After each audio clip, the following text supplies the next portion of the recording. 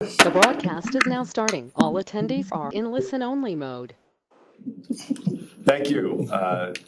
February meeting of the local government mission. Thanks for everyone for their attendance in person and online.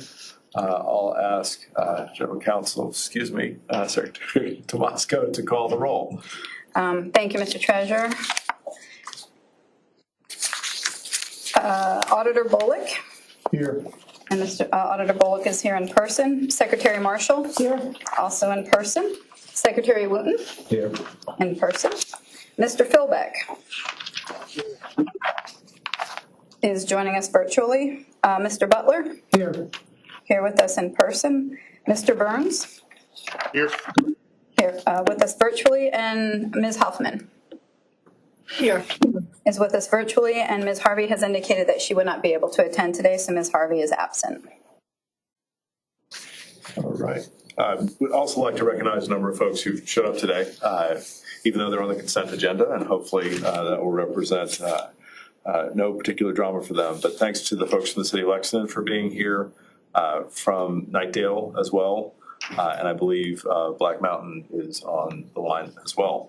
So thank you for being here. We appreciate your attention to these important matters. It's good to see all of you. With that, let's housekeeping items. Yes. So just a reminder that these are LGC meeting proceedings, and other than any closed session, are being recorded and will be made available to the public pursuant to the Department of State Treasurer's public meetings policy.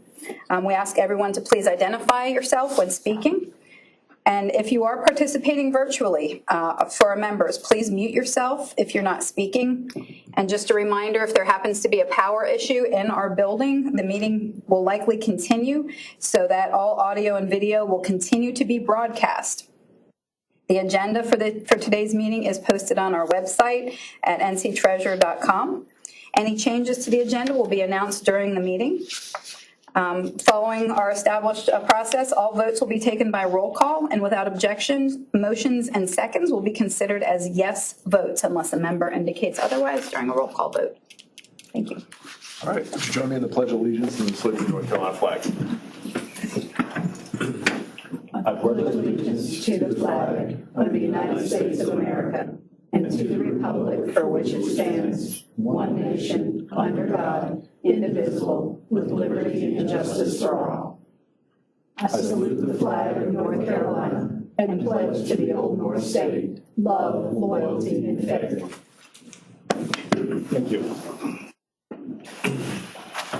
So to agenda item 4, conflict of interest statement.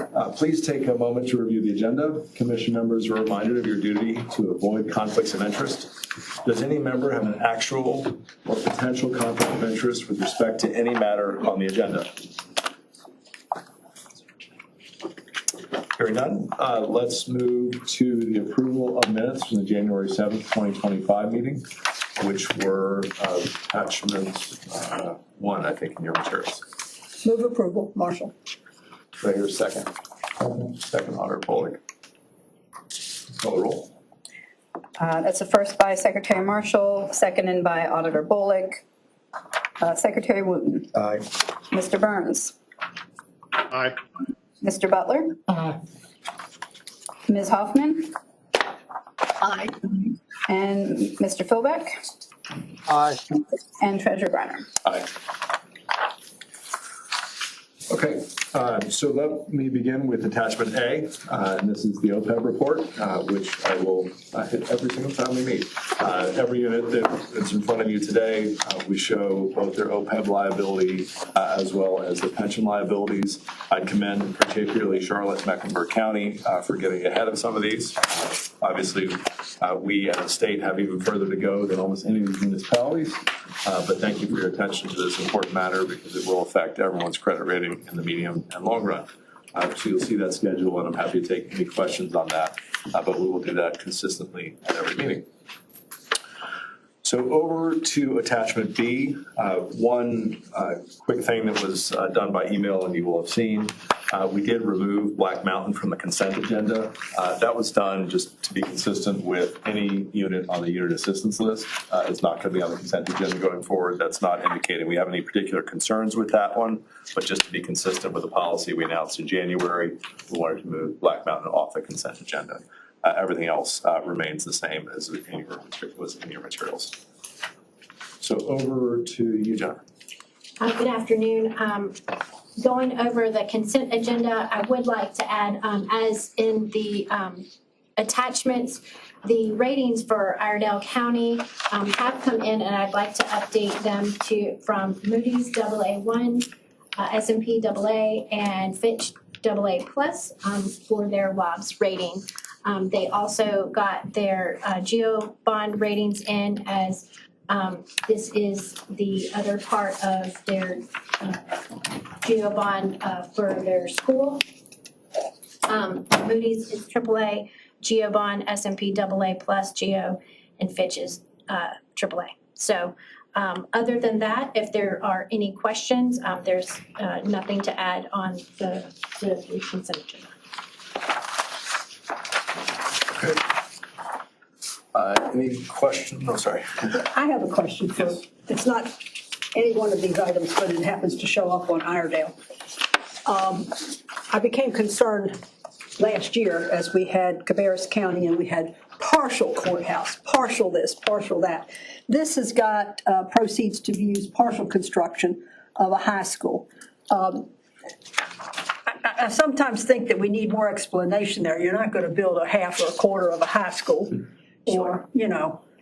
Sure, the updated information, and to that point, so the general obligation bonds had already been approved by the commission, and the bids came back in so that the general obligation bonds wouldn't fulfill the complete high school. So they are issuing these limited obligation bonds to be able to have a complete high school. Secretary Marshall, if I may, I think it's just it's partial funding, it's not partial construction. financing, not partial. Yeah. I was going to say it's more. It's it's the incorrect word there. It is to partially finance construction of. It's not. This part isn't going to just construct a part of a high school. Right. Right. It is the word choice there was, I think, the issue. It's to partially finance the construction of. They're putting a bunch of assets together. Yes. To do it, so. Any other questions, concerns, thoughts on the consent agenda? Okay, I entertain a motion to approve the consent agenda. I so moved. Mr. Butler. Second. Second, Nancy Hoffman. Secretary Wood beat you to the punch. Thank you next time. Let's call the roll. So first, by motion by Mr. Butler and a second by Secretary Wooten to approve the consent agenda. Secretary Marshall. Aye. Auditor Bullock. Aye. Mr. Burns. Aye. Ms. Huffman. Aye. Mr. Philbeck. Aye. And Treasurer Briner. Aye. All right, motion passes. We're over to attachment D, which is, we'll come back to C, which is the unit assistance list. Thank you, everybody. We appreciate you being here. Told you to be quick. Wise group. Thank you, Mr. Butler, for that advice. Just got quieter in here. All right, so over to attachment D, which is the unit assistance list unit, Black Mountain, to Jennifer. The item that has been pulled is Town of Black Mountain. This is a loan through North Carolina DEQ for specifically the lead line inspection and inventory that has a federal mandate on that. The project amount is $500,000. Although it does not fall into the category of the Senate Bill 265 UAL financings, this is indicated that it is on the unit assistance list, why it's being pulled separately, and I'll turn it over to Kendra for the explanation. Thank you. You all may remember that Black Mountain came to you not too long ago in September for some public safety debt approval. And now they're coming before you, as Jennifer said, for the lead line assessment debt that they need to issue. So they have been on the unit assistance list. This is the first year that they've been on, and this is based on their fiscal year 23 audit report. And that was based on some internal control issues that we observed. And they had some findings for excess expenditures over appropriations, and then some issues with reconciling bank accounts and general ledgers. Both of those items for fiscal year 23 were attributed to software conversion issues. And that's something that we do see fairly often when a unit takes on that software conversion. They have some things that crop up. So then after that September request, Black Mountain was affected by Hurricane Helene. And despite that impact, they were able to get their financial statements in to us in December. So, and those financial statements did show us a couple of items, but none of those items rose to the level that the auditors had to report a significant deficiency or a material weakness. And those items were due to one-time things that we feel like will not take place again. They were that they had a fund balance deficit in their grant fund that was due to the timing of reimbursements. It just happened to cross over the fiscal year. So that's why that occurred. And then the other issue was an excess expenditure over appropriations that was due to the implementation of what we've talked about before of a GASB standard for leases. That was just not, the effect of that was not projected in the budget. So they do have a plan of action to resolve those type of issues in the future. And we did accept their FPIC response related to those. And they have only appeared on the UAL due to those few internal control issues. They have no financial condition issues. So we feel confident that paying this $500,000 loan will not have an effect on their financial condition going forward. Any questions for anyone around Black Mountain? Okay. Good, I do. Please. And it's probably, the knowledge might not be here. This loan is for areas unaffected by the hurricane, is that, I mean? This would be, I believe these assessments are for the entire infrastructure. Correct. This is a nationwide program, and these entities were being given this task prior to Helene. Okay, but is the assessment for the cost going to be the same post-Helene as it was? This is an inventory assessment first. And these are also reimbursable loans, right? So these are amounts up to regarding the cost if the costs were to be lowered. Correct. And the town is on the line for.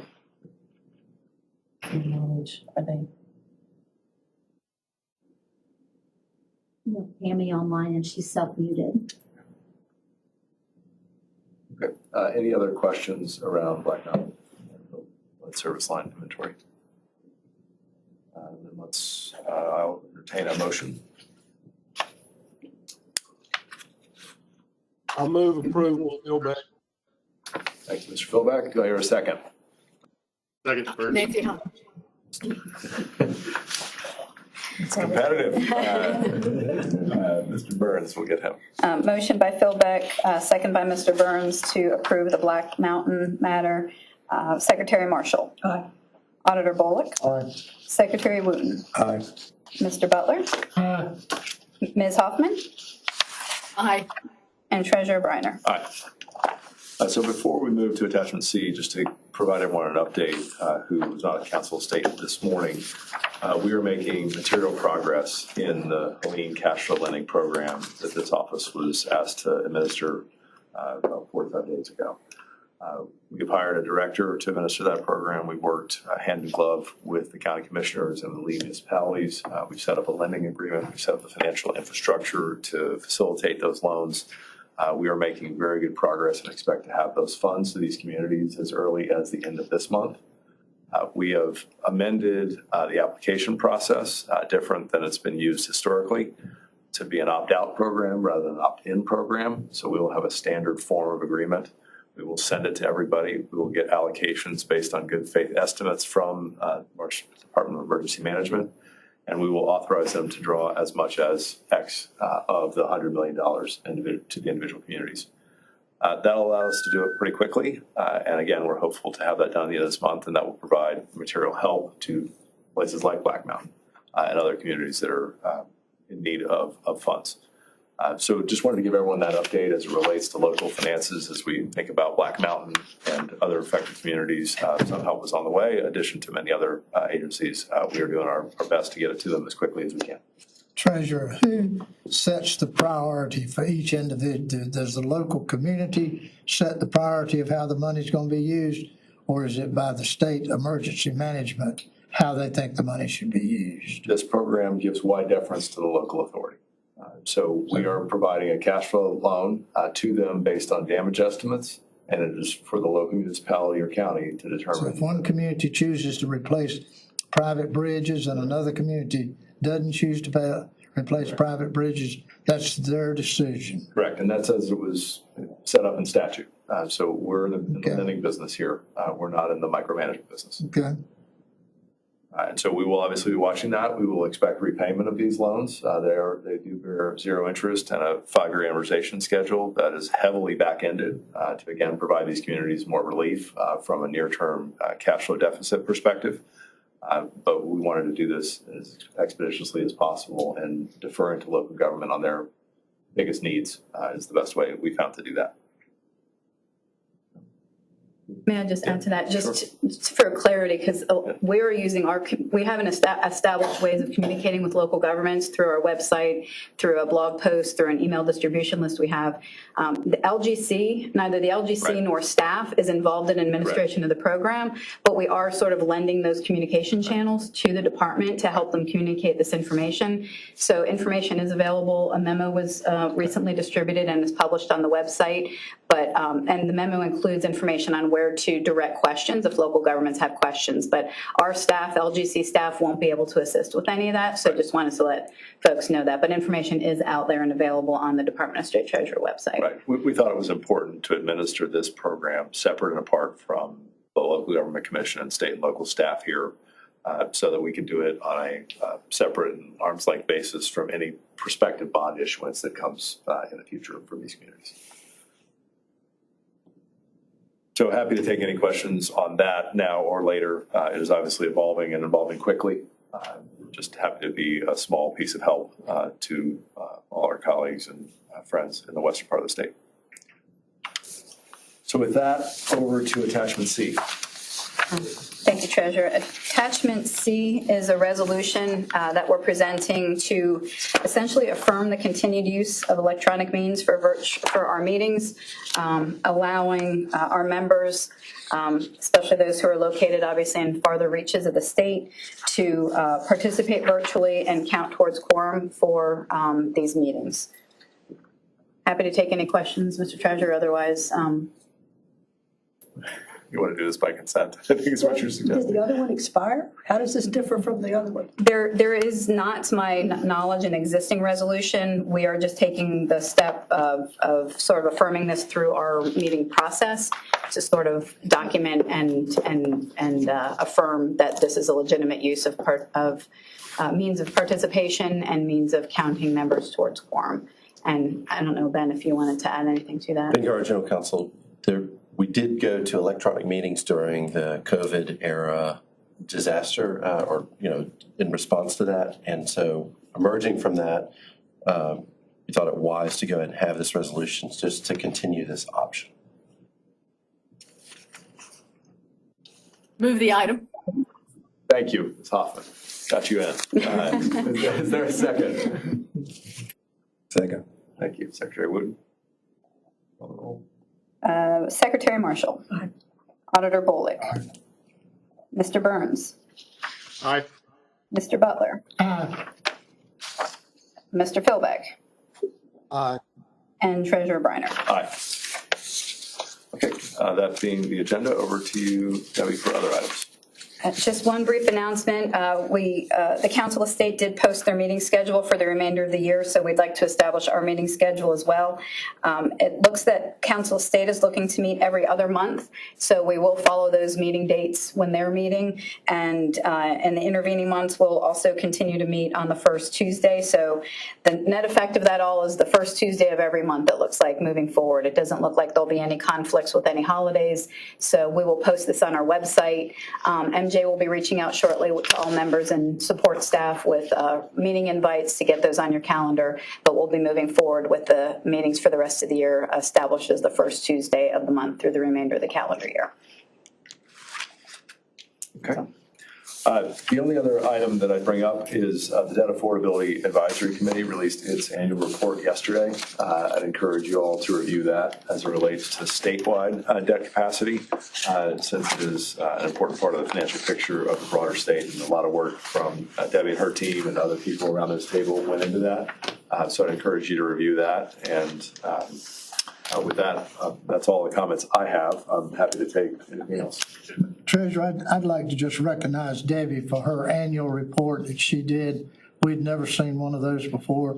And I happened to be in Charlotte this past week with business community and shared that with them. And they had no concept of what the LGC does or the amount of money or the projects that were going. It's some pretty sophisticated people up there. But I want to commend Debbie. It was an excellent presentation she did.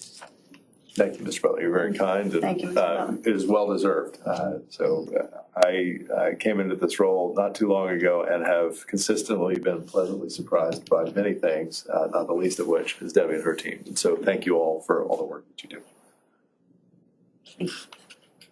Anything else on anyone's mind? We set a record. I love it. All right. Well, we're aiming for no drama, but we'll have some in the future, just not this meeting. So thank you, everybody, for your time. We'll entertain a motion to adjourn. So moved. Secretary Marshall. Second. Second, Secretary Wooten. We have Auditor Bolick. Aye. Mr. Burns. Mr. Butler. Ms. Huffman. Aye. Mr. Philbeck.